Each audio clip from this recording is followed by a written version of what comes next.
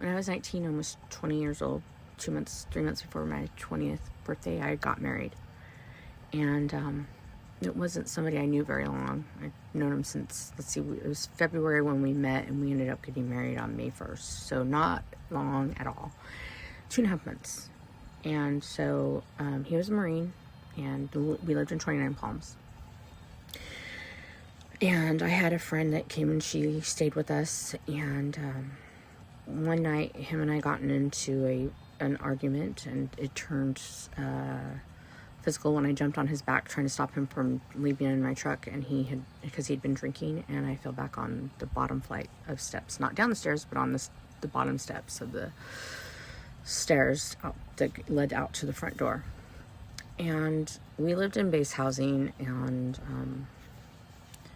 when he took off, my friend came back because she went to the gas station to get gas in her truck. We went to the barracks, and she let somebody use her truck to go to Burger King.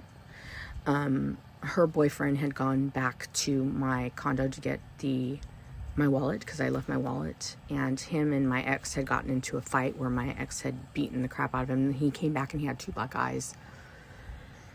So I didn't know, because I ended up going to the emergency room because her truck didn't come back. So we went to the emergency room, and while I was there, those 2 guys had actually snuck into my condo, and I had a 30-06 and 12-gauge rifle upstairs in the spare bedroom, and my ex and 2 of the guys fought over the 30-06. One of the guys was shot because they were fighting over the rifle, from what I was told. I wasn't there, I wouldn't know. And part of his neck was blown off, and he died inside my condo. My ex went to the brig, and I moved out and tried to clean up. And I ended up going back to my ex after all that, and it didn't last much long after that. So,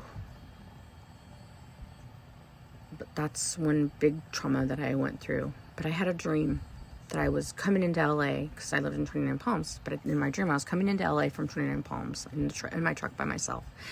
And that guy that was killed in my condo came to me in my dream, and he said, "It's okay." And I was just saying, "I'm so sorry, I'm so sorry." And he's like, "It's okay, it's okay." I ended up having to go to court, and his parents were there, and it was really heartbreaking. My ex was found not guilty of all charges. He got very lucky because I was praying for him. But after all of that, he turned around and told me that he killed for me and he'd do it again. And that was the sick part about it, which ultimately led into us divorcing. So